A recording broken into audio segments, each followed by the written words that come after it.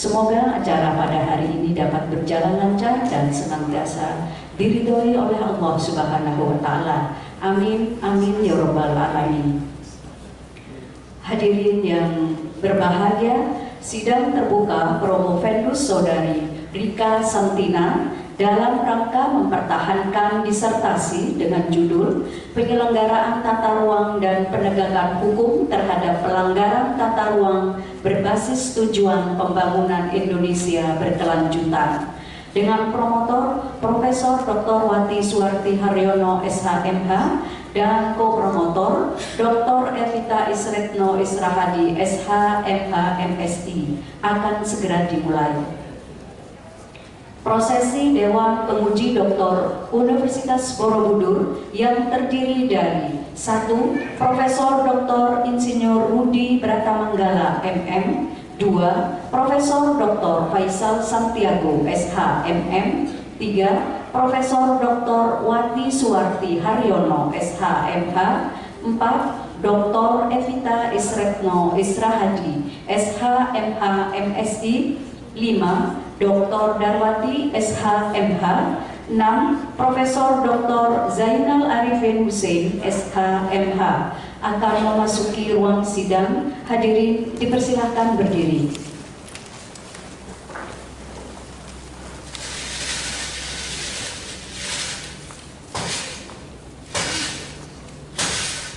Prosesi Dewan Penguji Doktor Universitas Borobudur memasuki ruang sidang.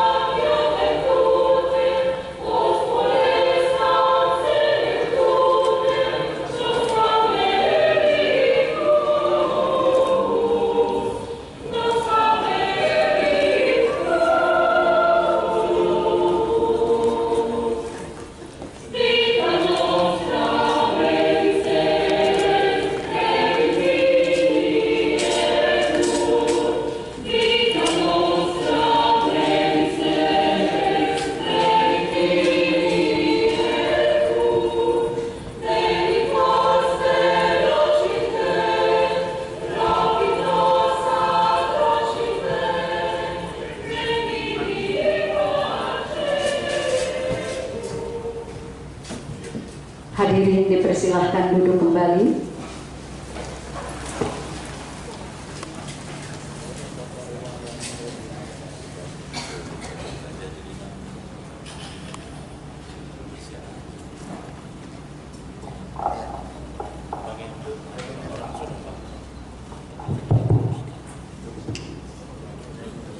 Pembukaan sidang terbuka Doktor Hukum oleh Rektor Universitas Borobudur.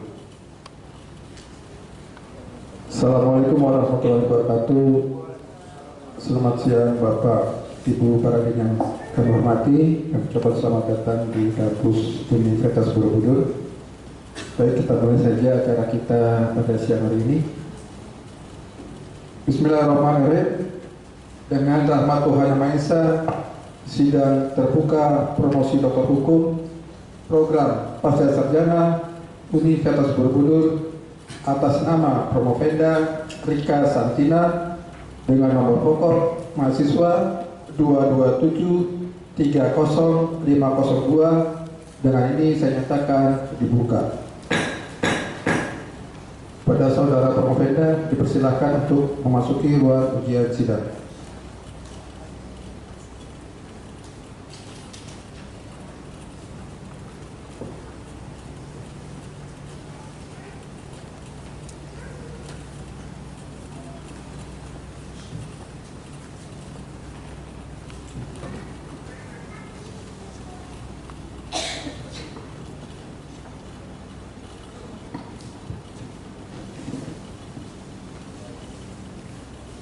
Saudara Promovenda, pada saat ini saudara akan melaksanakan ujian sidang terbuka dalam rangka mempertahankan disertasi saudara. Apakah saudara sudah siap?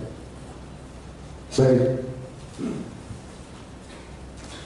Pada ujian kesempatan hari ini, saudara akan diuji oleh penguji luar, Bapak Profesor Dr. Zainal Arifin Hussein SMH, penguji dalamnya Ibu Dr. Darwati SMH, saya mewakili rektor, dan juga ada Bapak Profesor Dr. Haji Faisal Santiago SMM selaku Direktur Program Pasca Sarjana merangkap sebagai sekretaris Dewan Penguji. Saudara didampingi oleh promotor saudara Ibu Profesor Dr. Wati Suwati Haryono SMH dan kopromotor Ibu Dr. Evita Isretno Israhadi SHMH MSI. Untuk selanjutnya ujian sidang ini akan dipimpin oleh Bapak Profesor Dr. Faisal Santiago. Kepada Bapak Profesor Dr. Faisal Santiago, waktu dan tempat kami persilakan.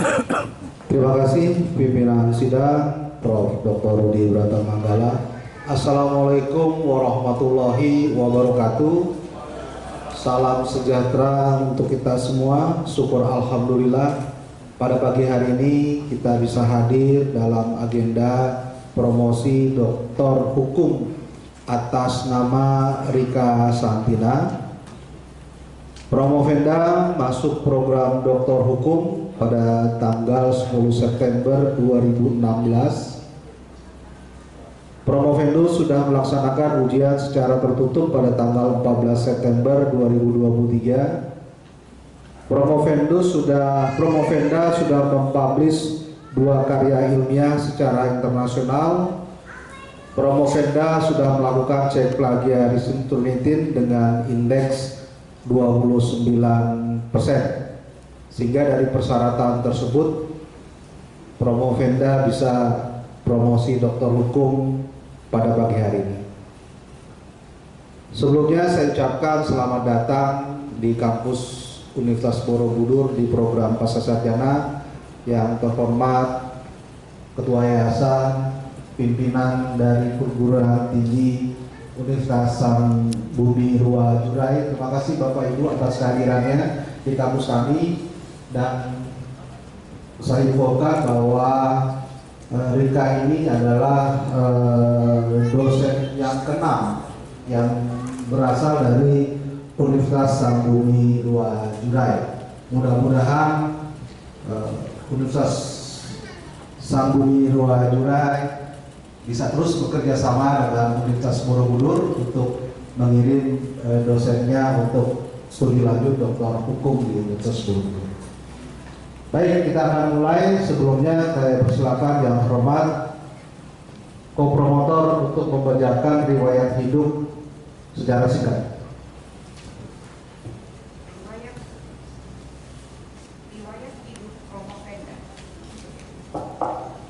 Riwayat hidup Promovenda. Nama Rika Santina. Lahir di Jayatinggi, Waikanan, Lampung pada tanggal 27 September 1987. Putri keempat dari Bapak Nurman dan Ibu Asmani. Promovenda mempunyai suami bernama Bapak Dr. Insinyur Rajiman STMT IPM Asian Engineering dan dikaruniai 2 orang putri dan putra, masing-masing bernama Kirana Akifa Humaira, kedua Sultan Raja Mubarak. Pendidikan umum yang ditempuhnya pada tahun 2002 menyelesaikan sekolah dasar di SDN 1 Bukit Batu, Waikanan, Lampung. Pada tahun 2005 menyelesaikan sekolah menengah pertama di SMPN Kawi, Waikanan, Lampung. Pada tahun 2008 menyelesaikan sekolah menengah atas di SMA Al Fajar Kawi, Waikanan, Lampung. Kemudian Promovenda melanjutkan ke jenjang perguruan tinggi antara lain pada tahun 2012 lulus dari Fakultas Hukum Universitas Tulang Bawang, Lampung. Pada tahun 2016 menyelesaikan program pasca sarjana magister hukum dari Universitas Bandar Lampung.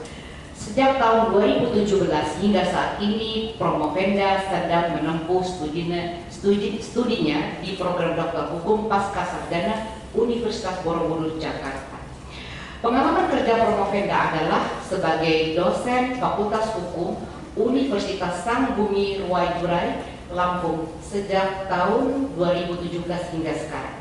Karya ilmiah Promovenda berupa jurnal-jurnal internasional yang telah diterbitkan Pertama adalah legal protection for lecturers in running their professions as educators in higher education yang dipublikasikan dalam Proceeding Book Multidiscipline International Conference pada tahun 2022 kerjasama Universitas Borobudur dengan Nusantara Training and Research pada 12 November 2022.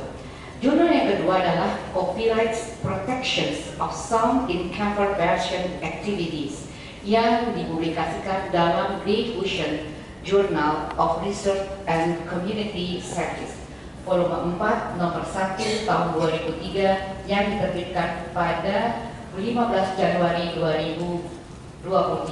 Demikian riwayat hidup Promofenda. Terima kasih. Terima kasih Prof. Dr. Evita yang sudah mengajarkan riwayat hidup Promofenda. Kita akan mulai. Sebelumnya marilah kita membaca doa, membaca surah Al-Fatihah agar kegiatan kita pada pagi hari ini diberi kemudahan dan kelancaran. Al-Fatihah.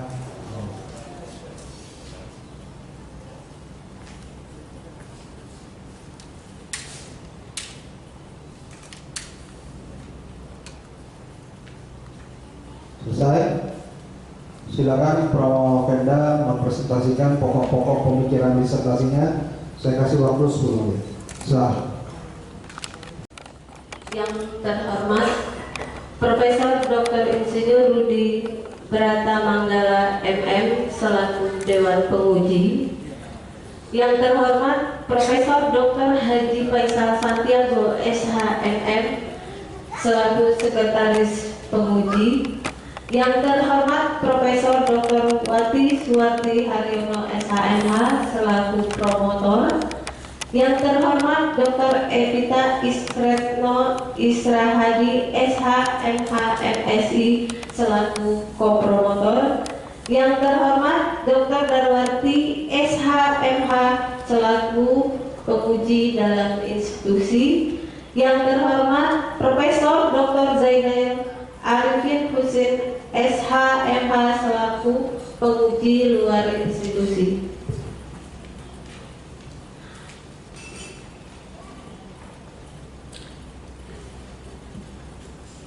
Bismillahirrahmanirrahim. Izinkan saya untuk mempresentasikan sekilas dari disertasi saya yang berjudul Penyelenggaraan Tata Ruang dan Penegakan Hukum terhadap Pelanggaran Tata Ruang berbasis tujuan pembangunan Indonesia berkelanjutan. Latar belakang pembangunan nasional merupakan rangkaian upaya pembangunan berkesinambungan yang meliputi seluruh aspek kehidupan masyarakat, bangsa, dan negara. Hal tersebut dilakukan sebagai upaya untuk melaksanakan tugas mewujudkan tujuan nasional sebagai dirumuskan dalam pembukaan Undang-Undang Dasar Negara Republik Indonesia tahun 1945. Rangkaian upaya pembangunan tersebut memuat kegiatan pembangunan yang berlangsung tanpa henti dengan menaikkan tingkat kesejahteraan masyarakat dari generasi ke generasi. Pembangunan di daerah pada masa reformasi mengalami pergeseran kewenangannya. Berdasarkan Undang-Undang Nomor 32 Tahun 2014 tentang Pemerintah Daerah, sebagaimana telah diubah terakhir dengan Undang-Undang Nomor 6 Tahun 2023 tentang penetapan peraturan pemerintah pengganti Undang-Undang Nomor 2 Tahun 2022 tentang Cipta Kerja menjadi undang-undang. Namun demikian, kebijakan yang telah dibuat pemerintah dapat mengalami beberapa hambatan atau kurang berhasil pada tahap implementasi kebijakan.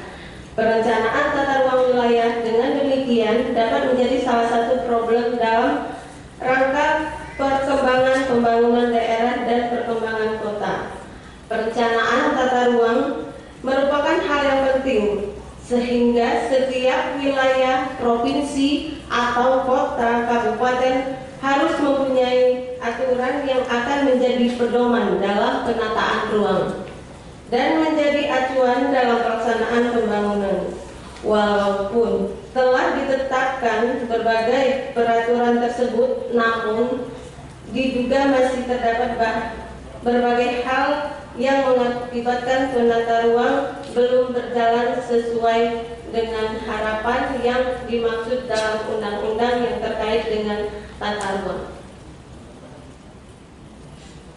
Rumusan masalah yang pertama, bagaimanakah konstruksi penyelenggaraan dan penegakan hukum tata ruang pasca Undang-Undang Cipta Kerja? Permasalahan kedua, bagaimana rekonstruksi penyelenggaraan tata ruang yang berbasis tujuan pembangunan Indonesia berkelanjutan? Yang ketiga, bagaimanakah rekonstruksi penegakan hukum terhadap pelanggaran tata ruang yang berbasis tujuan pembangunan Indonesia berkelanjutan? Kerangka teori yang dipakai dalam penelitian ini, yang pertama teori negara hukum, kedua teori penegakan hukum, dan ketiga teori asas-asas umum pemerintahan yang baik, keempat teori tujuan pembangunan berkelanjutan. Metodologi penelitian yang dipakai yang pertama adalah pendekatan penelitian, pendekatan yuridis normatif. Spesifik penelitian yang digunakan deskriptif analisis sumber data, yang dipakai adalah bahan primer, bahan hukum sekunder, bahan hukum tersier. Teknik pengumpulan data, penelitian studi kepustakaan, dan penelitian metode kualitatif. Hasil dan pembahasan yang pertama, permasalahan yang pertama, konstruksi penyelenggaraan dan penegakan hukum tata ruang pasca Undang-Undang Cipta Kerja. Konstruksi penyusunan rencana tata ruang wilayah provinsi kabupaten tersebut di satu sisi dapat dilihat sebagai upaya pemerintah pusat dalam menjaga konsistensi penyusunan dan penata ruang di provinsi dan kabupaten atau kota. Di sisi lain adanya mekanisme persetujuan substansi dari pemerintah pusat apabila hendak menyusun peraturan daerah terkait penata ruang dapat juga memberikan kesan adanya upaya sentralistik yang dikonstruksikan dalam penyelenggaraan penataan ruang di Indonesia pasca Undang-Undang Cipta Kerja. Yang kedua, rekonstruksi penyelenggaraan tata ruang berbasis tujuan pembangunan berkelanjutan terhadap penyelenggaraan tata ruang di Indonesia pasca diberlakukannya Undang-Undang Cipta Kerja tersebut. Penyelenggaraan penataan ruang terdiri dari aspek perencanaan, pelaksanaan, dan evaluasi penataan ruang. Yang ketiga, rekonstruksi penegakan hukum dalam pelanggaran tata ruang berbasis tujuan pembangunan berkelanjutan. Penegakan hukum terhadap pelanggaran ruang di Indonesia pasca diberlakukannya Undang-Undang Cipta Kerja menjadi suatu keniscayaan. Target tujuan pembangunan berkelanjutan di Indonesia perlu mendapatkan dukungan dari berbagai aspek dalam konstruksi penegakan hukum terhadap pelanggaran tata ruang tersebut terkait dengan penegakan hukum dalam penataan ruang.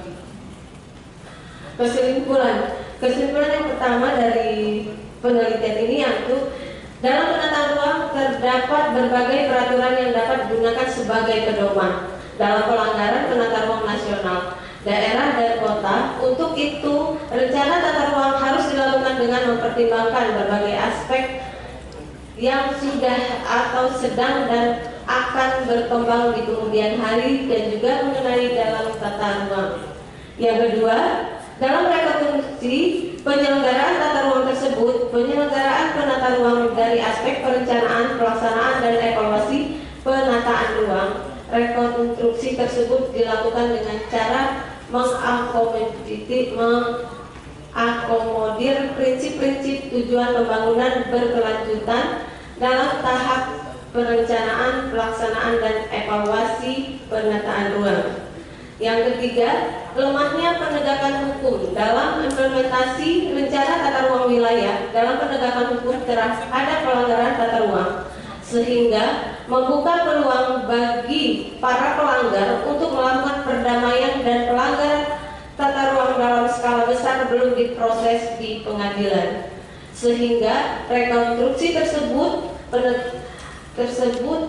penegakan hukum berkelanggar menjadi keniscayaan.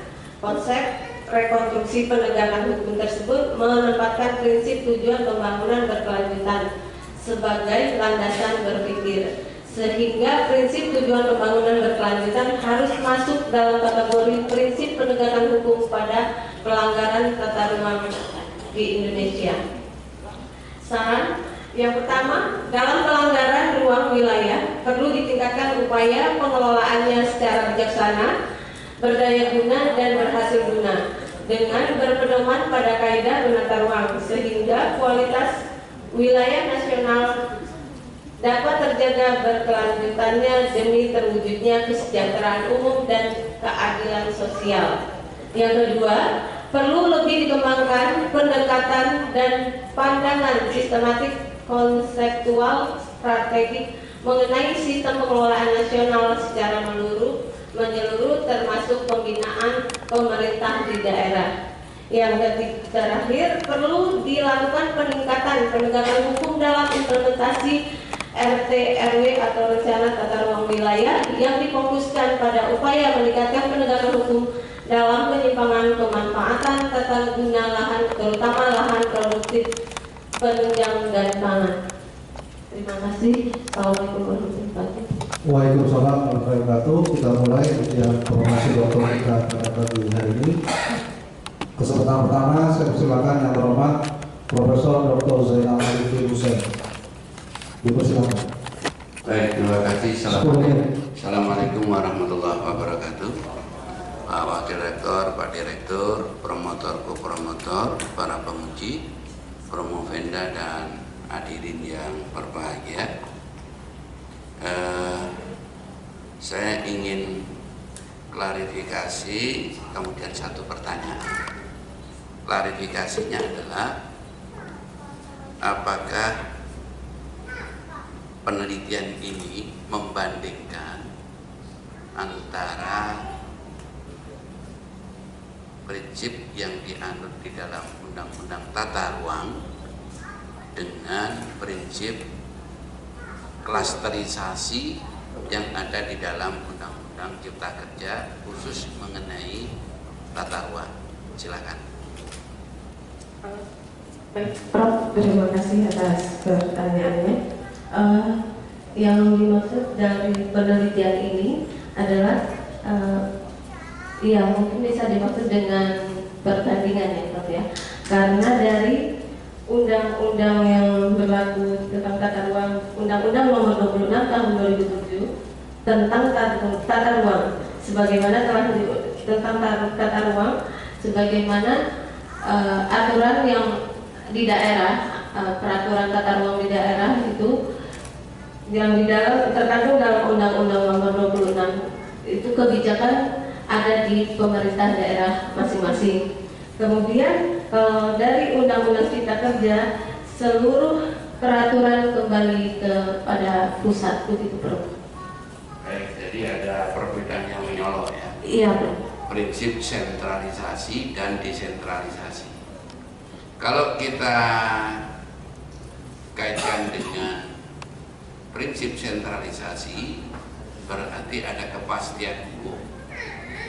Kalau desentralisasi ada sebaran, walaupun ada kepastian hukum ada di daerah. Prinsipnya adalah apa yang dilakukan oleh penataan ruang di daerah itu menjadi bahan untuk penataan ruang nasional. Betul begitu? Baik. Kalau gitu terakhir, kan di dalam penataan ruang itu ada 8 asas. Ada 8 asas. Salah satunya adalah ada kepastian hukum, kemudian terkait juga ada asas keselarasan, keseimbangan dan keberlanjutan, baik itu peruntukannya ya, kemudian desain untuk administrasinya. Nah, kalau kita kaitkan dengan kepastian dan keseimbangan, keselarasan, apalagi dikaitkan dengan akuntabilitasnya, maka di penelitian disertasi ini itu diletakkan di mana? Anda memfokuskan pada asas yang mana?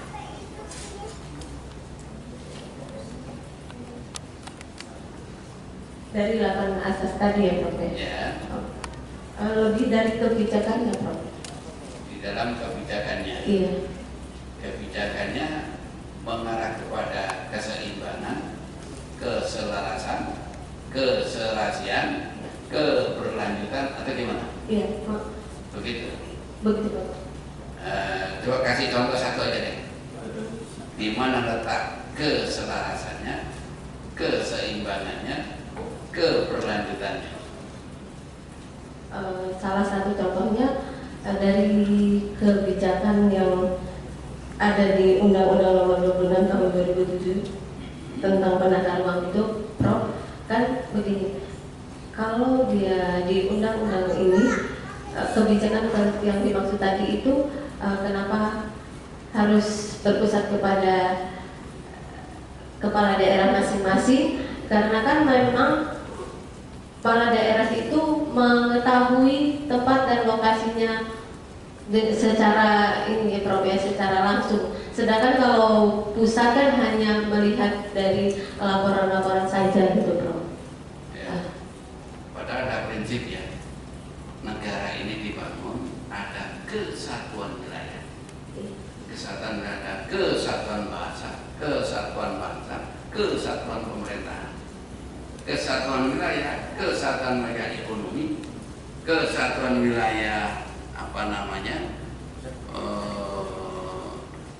hukum, kesatuan wilayah kaitannya dengan politik, dan seterusnya. Sehingga kesatuan wilayah ini mencerminkan Indonesia itu satu wilayah. Nah, gimana kaitannya dengan hubungannya pusat dan daerah, kaitannya dengan prinsip kesatuan wilayah tadi? Silakan. Bagaimana kaitan pemerintah dan Bagaimana kaitannya hubungannya antara pemerintah pusat dan daerah terkait dengan kesatuan wilayah dalam perspektif tata ruangnya? Bagaimana?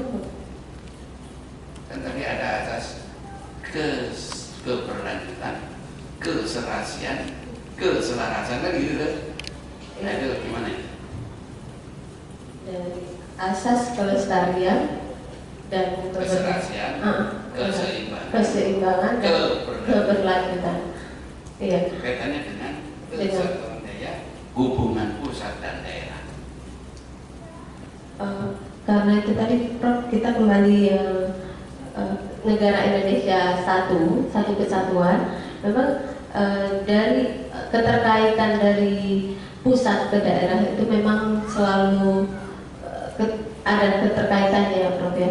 Salah satu contoh itu dari pusat itu menurunkan undang-undang gitu Prof. Kemudian turun di daerah dia menjadi peraturan daerah seperti itu Prof. Selalu dengan peraturan ya. Iya. Artinya dengan regling. Mengapa enggak dengan PCP? Karena yang saya pahami cuma itu Prof. Oke, cukup Pak. Ya, Prof. Rudi Pratama, silakan. Baik, Saudara Provenda, tadi sudah katakan pengajian ini soal seperti membandingkan antara Undang-Undang tahun 2007 dengan Undang-Undang yang terbaru ya, Cipta Kerja. Mungkin kenapa keluarnya Undang-Undang Cipta Kerja dengan klaster masalah tata ruang gitu ya, itu ada problem, ada masalah di undang-undang yang lama gitu ya, sehingga pemerintah dengan Undang-Undang Cipta Kerja dibentuklah suatu undang-undang yang baru. Tentu tujuannya yang saya katakan ya keselarasan, keseimbangan dan berkelanjutan. Nah, sepanjang penelitian saudara undang-undang yang tahun 2007 itu tadi kan banyak pelanggaran gitu ya. Sementara saudara katakan sebenarnya justru yang bagus itu undang-undang yang dibentuk oleh daerah. karena daerah lain mengetahui karakteristik wilayahnya gitu. Tapi ternyata banyak atau ada pelanggaran juga, sehingga saudara mengerti hal seperti ini.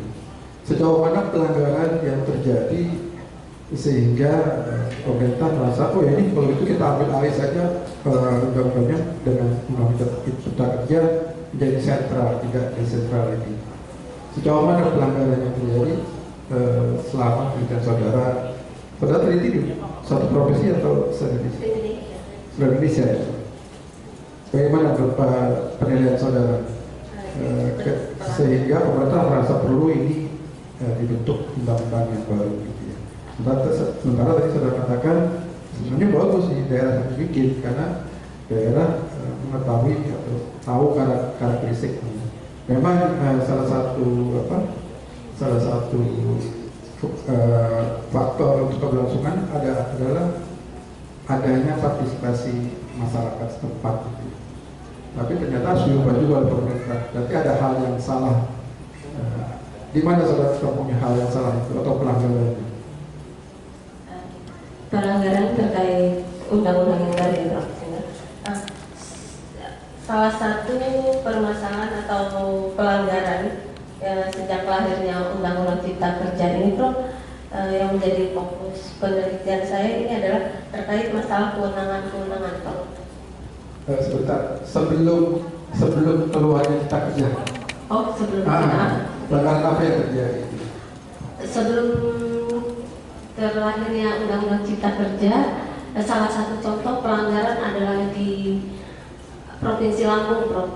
Itu ada pembangunan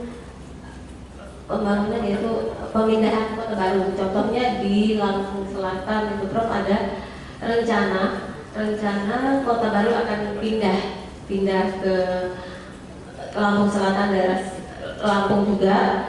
Kemudian sudah mengeluarkan dana yang sekian miliar, tapi setelah pergantian pemimpin atau kepala daerah, pembangunan itu tidak dilanjutkan, Prof.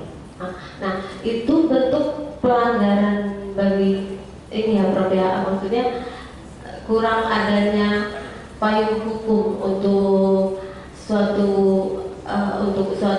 membangun daerah untuk memindahkan kota tersebut, Prof. Baik, artinya tidak ada payung hukum yang cukup kuat ketika sudah dikeluarkan suatu keputusan pemindahan ibu kota baru, ketika ada pergantian pejabat, akhirnya itu di-stopkan, tidak ada payung hukumnya. Beda kayak IKN kan sudah ada undang-undangnya, siapapun presidennya nanti harus dilanjutkan gitu. Padahal itu bisa dipetik pelajaran itu, sehingga memang dirasa perlu juga ternyata undang-undang supaya ini kan tujuannya pembangunan berkelanjutan. Dan sampai sudah ada rencana ini dibatalkan, ini dibatalkan. Ya. Itu salah satu contoh yang terjadi. Gitu. Akhirnya menurut saudara inilah kenapa diperlukan Undang-Undang Cipta Kerja. Menurut saudara dengan adanya Undang-Undang Cipta Kerja, apakah permasalahan yang timbul bisa diselesaikan secara hukum? Karena saya juga mengambil penelitian terkait dengan Undang-Undang Kerja ini, yang terkait penata ruangnya itu tadi, Prof, belum berhasil untuk menerapkan Undang-Undang Cipta Kerja terkait tata ruang itu karena seluruh kewenangan lari ke pusat. Artinya tidak efektifnya di mana? Apakah implementasi tidak berjalan atau memang sudah ada aturannya tapi oknum-oknum atau pimpinan daerah tidak mau melaksanakan atau bagaimana? Bukan, tapi dia lebih ke kewenangannya itu lari ke pusat itu, jadi pemerintah daerah itu tidak punya kewenangan tersendiri gitu, sedangkan yang lebih memahami lokasi atau tempat itu kan pemerintah daerahnya sendiri. Nah, kemudian apabila dia lari ke pusat semua, Prof, yang lebih menguntungkan adalah pengusaha-pengusaha karena tidak mengikuti aturan seperti akan mendirikan usaha itu kan harus ada ininya aturannya atau izin usahanya seperti AMDA seperti itu sudah terlewatkan, Prof. Tidak melalui pemerintah daerah lagi, melainkan langsung ke pusat, begitu, Prof. Baik, artinya kan ini undang-undang cipta kerja ini baru saja dilahirkan. Ya. Ternyata menurut saudara undang-undang yang baru belum efektif juga untuk menangani pelanggaran tata ruang di daerah khususnya. Pemerintah hari ini ada undang-undang daerah, saudara bilang masih dilanggar. Ada lagi cipta kerja masih tidak efektif. Nah sekarang saran saudara yang paling efektif seperti apa? Sehingga pelanggaran-pelanggaran paling tidak bisa dikurangi gitu. Sarannya? Iya, kan sudah ada cipta kerja ini, menurut saudara masih nggak efektif nih, padahal cipta kerja merupakan undang-undang baru, tentu sudah dengan ada kajian yang sangat mendalam gitu. Tapi hasil cipta saudara tidak efektif juga. Nah menurut saudara yang bagus seperti apa? Menurut saya, Prof, sarannya adalah perlu dikembangkan lagi pendekatan dan pandangan sistematik, konseptual, strategik mengenai sistem pengelolaan nasional secara menyeluruh termasuk pembinaan pemerintahan di daerah. Itu, Prof. Artinya perlu partisipasi juga ya dari provinsi atau pemerintah tingkat daerah dalam pembentukan undang-undang gitu ya. Nah saya nggak paham cipta kerja ini nggak para kepala daerah tidak akan melahirkan suatu undang-undang. Ternyata kan kesimpulan saudara ternyata pemerintah daerah tidak bisa atau tidak menguasai tentang cipta kerja itu ya. Akhirnya perlu kajian lagi itu ya. Baik, cukup Prof. Satya, terima kasih. Terima kasih Prof. Rudi. Selanjutnya silakan Dr. Darwati, silakan. Ya, terima kasih pimpinan atas waktu yang diberikan kepada saya. Assalamualaikum warahmatullahi wabarakatuh. Waalaikumsalam warahmatullahi wabarakatuh. Terima kasih kepada pimpinan sidang, sekretaris sidang Bapak Profesor Dr. Faisal Sanjago selaku sekretaris sidang dan Direktur Pasca Sarjana sekaligus Kaprodi Dr. Hukum Universitas Borobudur. Mohon izin kepada Bapak pimpinan sidang, Rektor Dr. Rudi Bratamanggala MM dan penguji dari luar Bapak Profesor Dr. Zainal Arifin Hussein serta promotor Profesor Dr. Wati Haryono dan kopromotor Ibu Dr. Evita Isretno Israhadi SHMHMSI. Dan selamat juga kepada Promovenda yang sudah bisa hadir pada hari ini menyajikan apa yang menjadi hasil penelitiannya tentang penyelenggaraan tata ruang dan penegakan hukum terhadap penyelenggaraan tata ruang berbasis tujuan pembangunan nasional berkelanjutan. Itu adalah judul disertasi yang peneliti lakukan, yang peneliti teliti ya. Dari hasil penelitian tersebut ada beberapa masalah yang timbul dari hasil penelitian penulis. Negara Indonesia negara hukum kan, jadi sejak terjadinya perubahan sistem pemerintahan itu berlakunya Undang-Undang Otonomi Daerah, ya kan?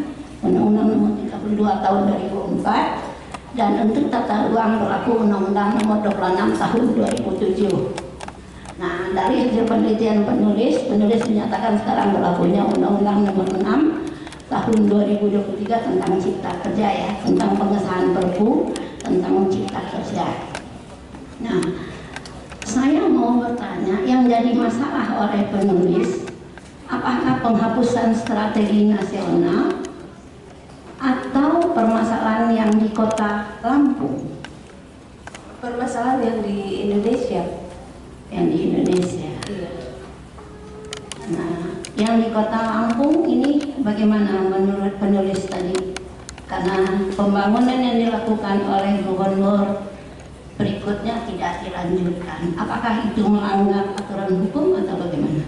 Itu suatu bentuk kurang kuatnya payung hukum ini, Bu. Karena kan apabila dia payung hukumnya kuat, harusnya walaupun pergantian pemimpin atau kepala daerah, tetap pembangunan itu harus dilanjutkan karena biaya yang sudah dikeluarkan itu tidak sedikit dan itu akan merugikan negara begitu. Apakah permasalahan di Lampung itu bertentangan dengan Undang-Undang Cipta Kerja atau memang sesuai dengan Undang-Undang Nomor 26? Dari Undang-Undang Nomor 6 tahun 2027 dia kurang lebih kuat lagi untuk payung hukumnya kurang tegas begitu. Kemudian begitu lahirnya Undang-Undang Cipta Kerja pun masih kurang. Sedangkan gini, kewenangan ada di daerah pun masih banyak yang akan melakukan pelanggaran begitu Bu. Apalagi kewenangan ada di pusat begitu Bu. Oke. Jadi penulis menyarankan untuk penegakan hukum dan di saran penulis yang nomor 3 ya, perlu dilakukan peningkatan penegakan hukum dalam implementasi RT RW yang difokuskan pada upaya meningkatkan penegakan hukum. Jadi itu gimana ya, berarti di Undang-Undang Cipta Kerja juga kurang kuat. Kurang kuatnya begini Bu. Dari yang sudah berlaku banyak pelanggaran itu hanya lewat saja, tidak diberikan sanksi yang pantas untuk pelanggar tersebut. Ya, tinggal sekarang bagaimana penulis mempertanggungjawabkan apa yang menjadi hasil penelitiannya supaya bisa bermanfaat di mana penulis melakukan penelitiannya. Saya rasa dari saya cukup sekian, Pak. Terima kasih. Assalamualaikum warahmatullahi wabarakatuh. Waalaikumsalam warahmatullahi wabarakatuh. Baik, sebelum saya serahkan kepada co-promotor dan promotor, Movenda, saya mau bertanya ini. Apa novelty dari disertasi Anda? Novelty dari disertasi ini adalah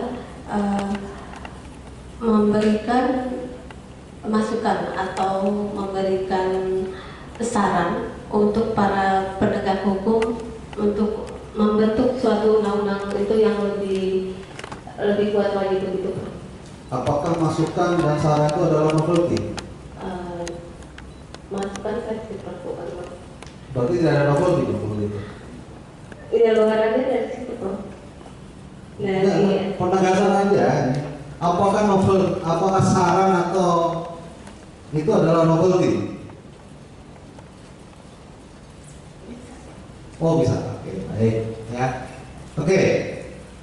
Yang kedua, saya ingin tahu juga nih penegasan dari Anda nih ya.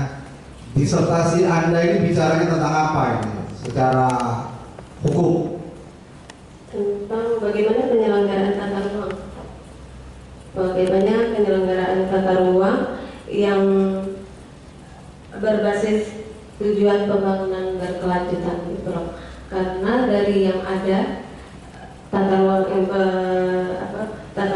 ada, penyelenggaraan tata ruang yang ada sudah berjalan, tapi untuk yang berkelanjutan itu belum. Apakah tata ruang yang ada saat ini tidak berkelanjutan?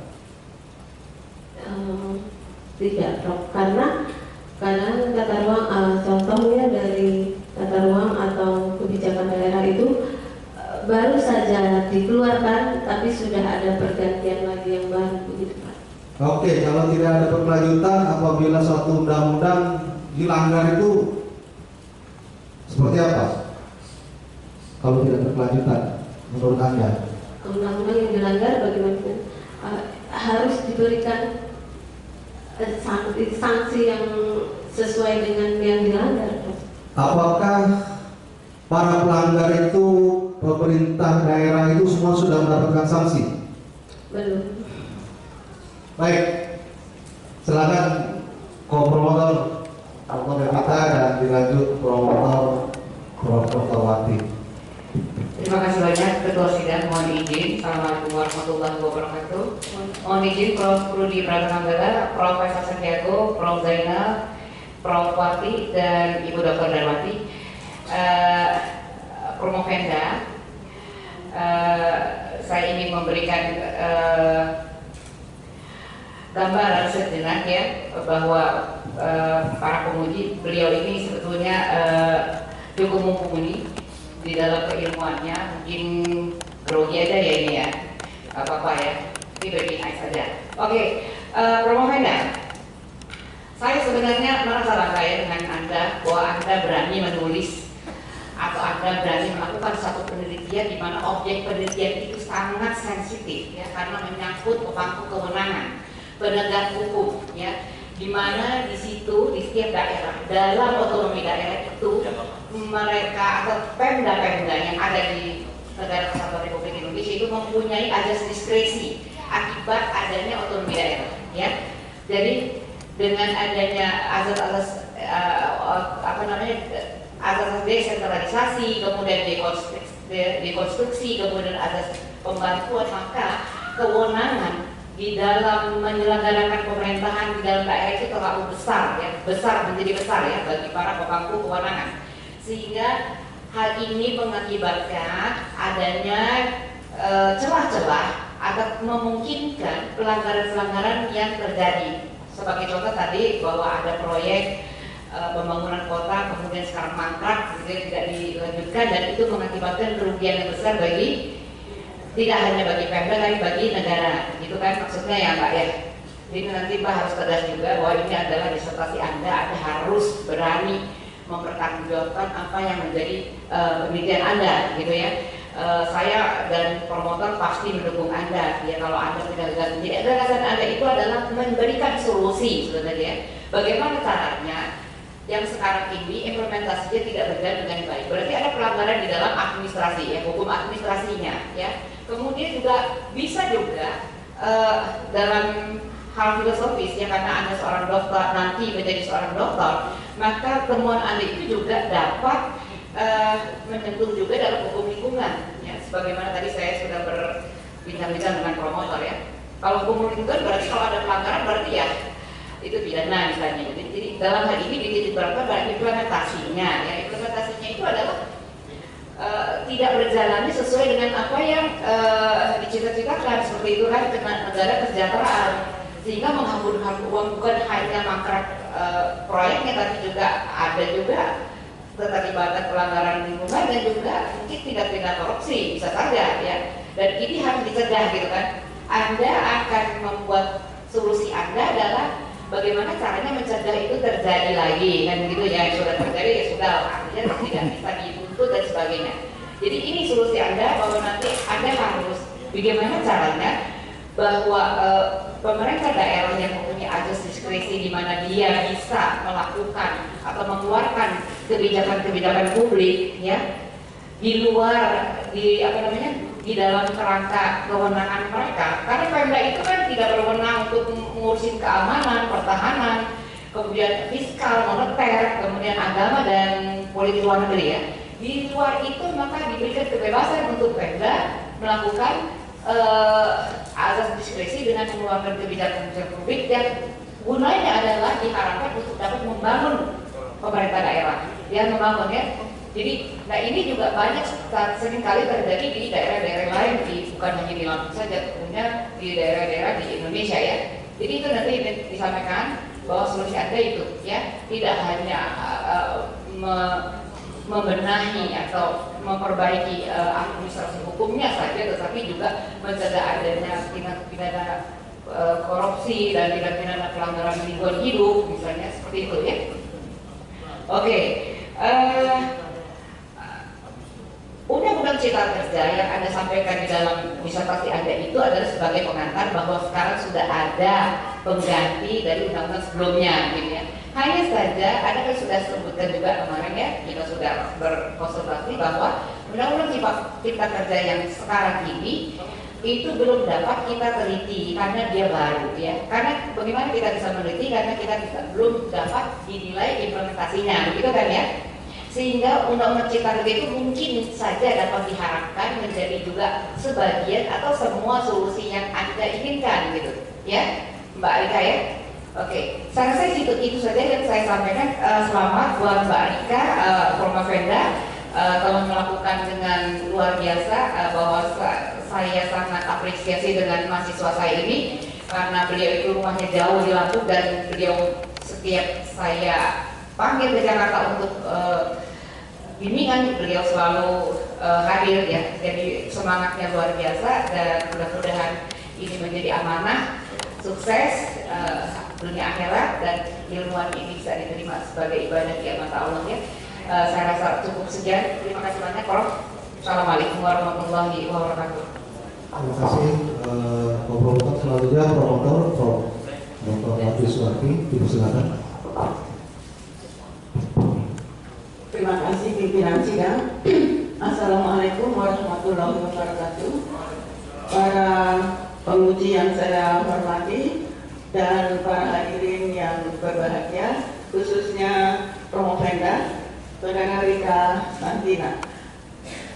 Syukur alhamdulillah pada hari ini kami telah mengantarkan lagi pimpinan kami dalam rangka menyelesaikan program studi S3 yang hari ini melaksanakan ujian terbuka atau promosi yang kita sudah dengarkan bersama tadi dapat dijawab dengan sebaik-baiknya. Jadi sebenarnya judul yang dikemukakan oleh Promofenda pada awalnya sangat saya setujui karena isu ini terus-menerus berlanjut. Isu ini kemungkinan masih perlu diteliti lagi oleh peneliti-peneliti lain. Jadi masih banyak pelanggaran-pelanggaran terhadap penataan ruang yang dibentuk sendiri, yang diatur sendiri oleh daerah, tetapi kemudian ada pelanggaran-pelanggaran juga yang dilakukan.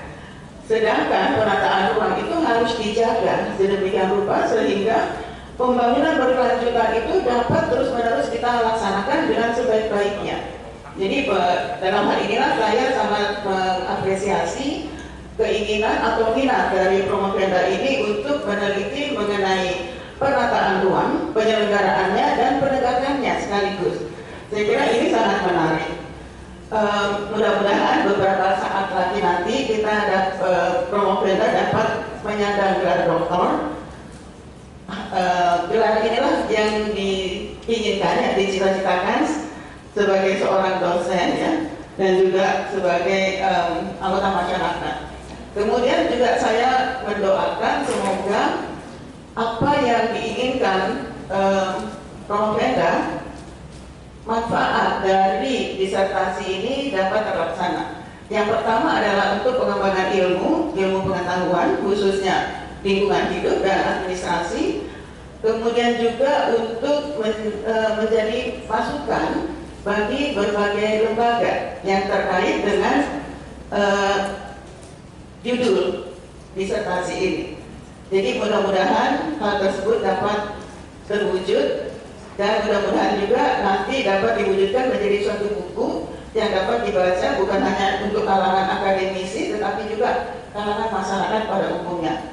Saya kira itu saja dari saya, Prof. Terima kasih. Wassalamualaikum warahmatullahi wabarakatuh. Waalaikumsalam warahmatullahi wabarakatuh. Kita beri aplaus kepada Promofenda. Selesai sudah ujian promosi Doktor Hukum pada pagi hari ini.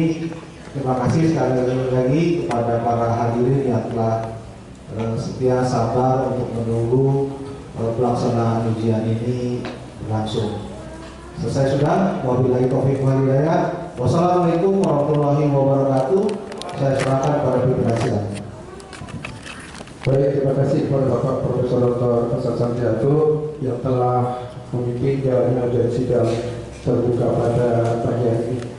Dengan demikian saya sudah sesi tanya jawab sudah terbuka dalam rangka promosi Doktor Hukum atas nama Promofenda Rika Santina.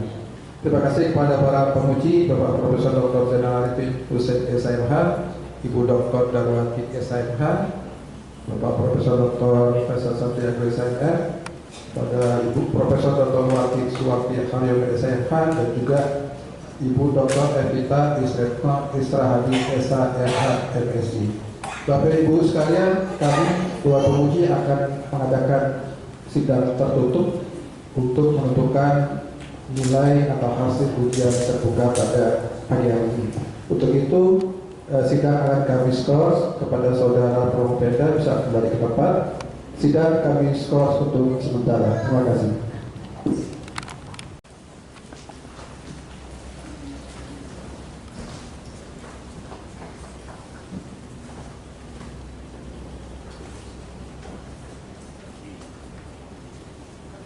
Hadirin disilakan duduk kembali.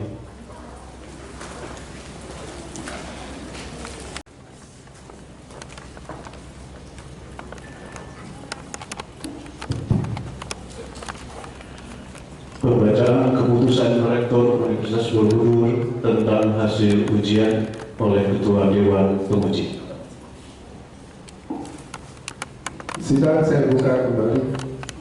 Berikut saya bacakan hasil ujian sidang terbuka pada pagi hari.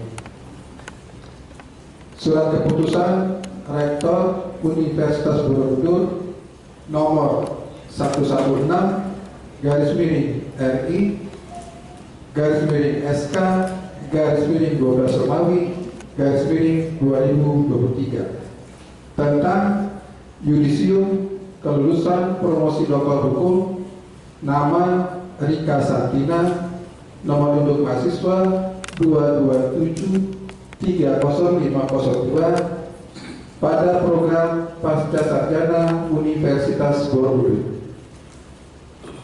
Rektor Universitas Borobudur menimbang dan seterusnya, mengingat dan seterusnya, memperhatikan dan seterusnya, memutuskan. Pertama, menyatakan bahwa saudara Rika Santina, nomor induk mahasiswa 22730502, lulus ujian program doktor hukum pada program Pasca Sarjana Universitas Borobudur dengan predikat kelulusan sangat memuaskan.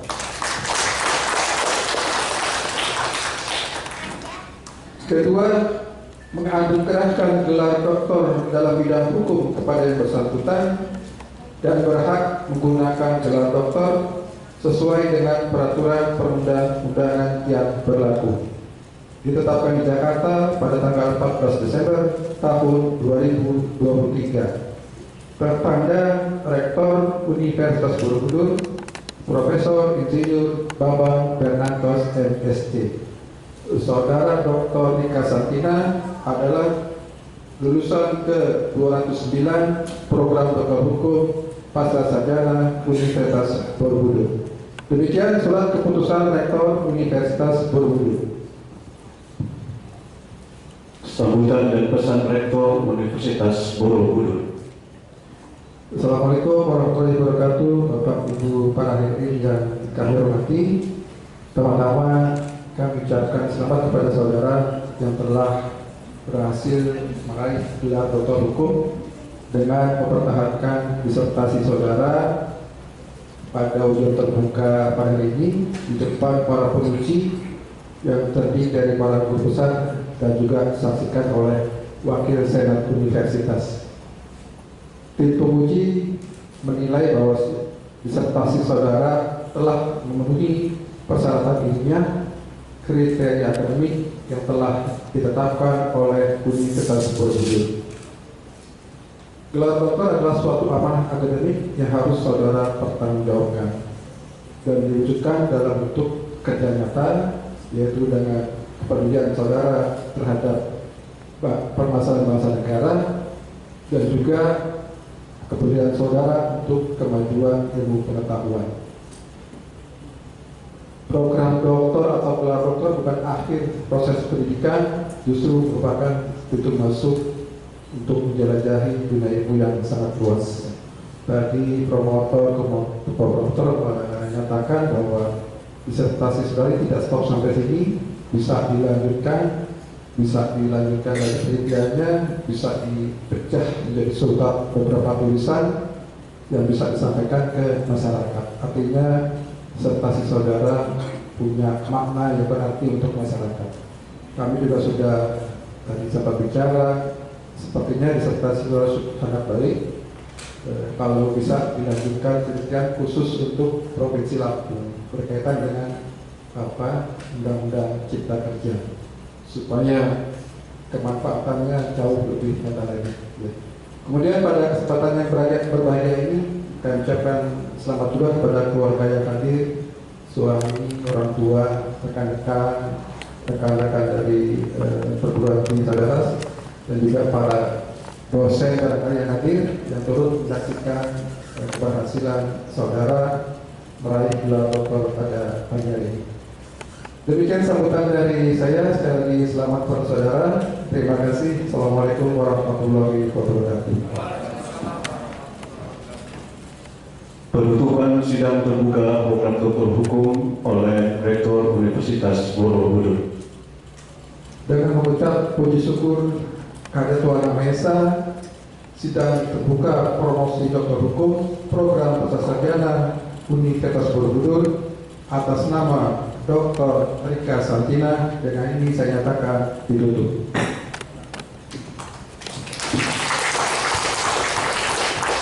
Kepada suami dari Dr. Rika Santina dipersilakan maju ke depan.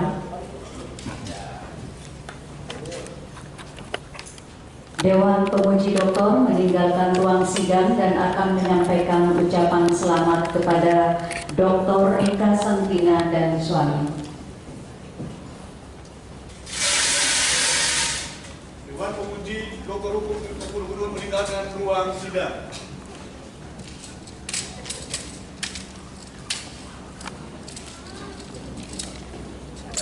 Yep.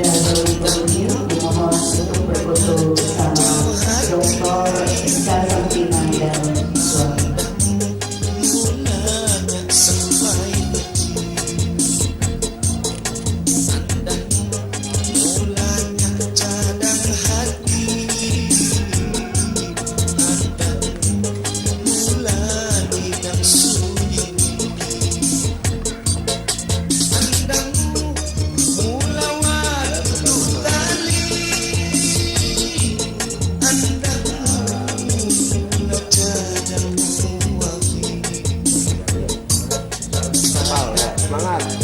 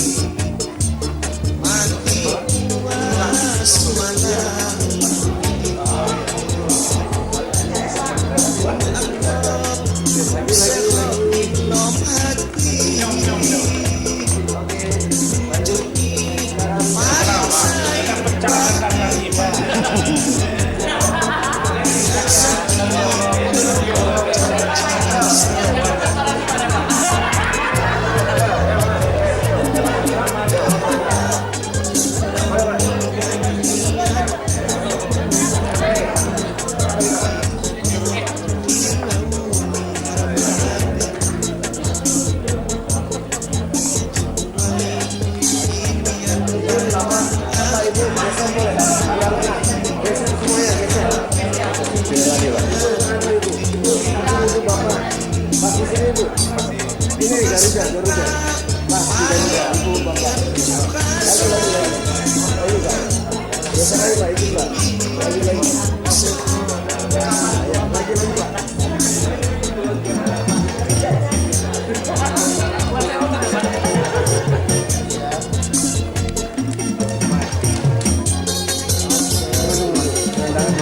rapi. Sebentar ya.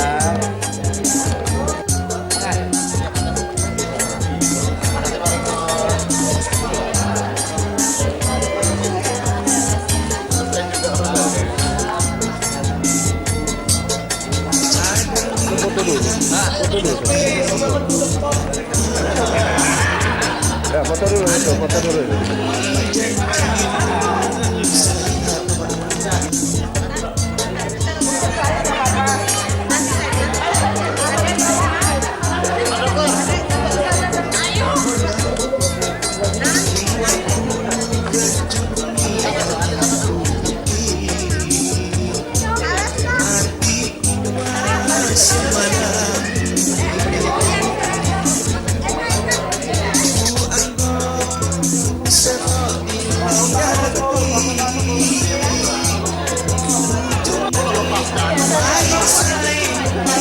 Video dong. Ini ada lupa video.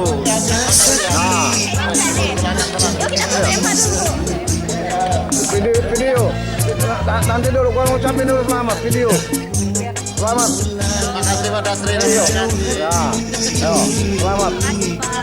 Ini Ibu dokter selamat juga kan?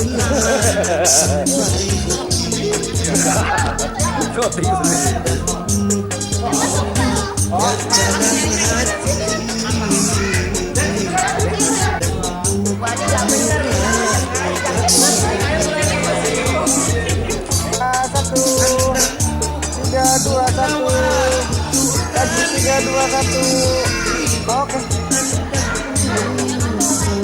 Yuk. 1, 2, 3 bentar. Tunggu lagi 1, 2, 3. Bebas dong. Yuk siap. 1, 2, 3. Oke lagi. Iya. Bisa.